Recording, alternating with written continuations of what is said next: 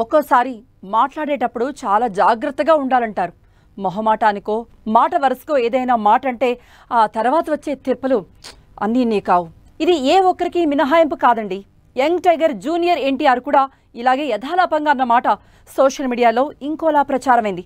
ఆ తర్వాత జరిగింది తెలుసుకున్న జూనియర్ అట్టెట్టా అంటారు అంటూ సదరు నిర్మాత దర్శకులకు క్లాస్ స్పీకరట. ఇంతకీ జూనియర్కు తిప్పలు తెచ్చిన విషయమేంటో ఇప్పుడు చూద్దాం.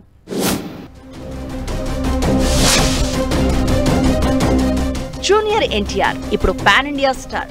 అసలు డైరీ ఖాళీ లేని హీరో. ప్రస్తుతం దేవరా షూటింగ్ తో పాటు బాలీవుడ్ లో వార్ 2 చేస్తున్నాడు. ఇక వీటి తర్వాత ప్రశాంత్ నీల్ తో ఓ సినిమా త్వరలో సెట్స్ మీదకు వెళ్లబోతోంది. వీటి తర్వాత ఎన్టీఆర్ ఏ సినిమా చేస్తాడో ఎవరితో చేస్తాడో తెలియదు. కానీ చాలా మంది senior directors, young directors NTR తో సినిమా చేయడానికి ట్రై చేస్తున్నారు. ఇక హాయ్ నాన్న సినిమా డైరెక్టర్ శౌర్య ఎన్టీఆర్ తో సినిమా చేయబోతున్నాడని సోషల్ మీడియాలో న్యూస్ వైరల్ అవుతోంది. ఇది ఎన్టీఆర్ తో సినిమా చేయాలని చూస్తున్న మరికొంతమంది డైరెక్టర్స్, నిర్మాతలు ఎన్టీఆర్ దృష్టికి తీసుకువెళ్లడంతో జూనియర్ షాక్ అయ్యాడని సమాచారం. అసలు తన ప్రమేయం లేకుండా జరుగుతున్న ప్రచారంపై జూనియర్ ఎన్టీఆర్ తల పట్టుకుంటున్నాడట.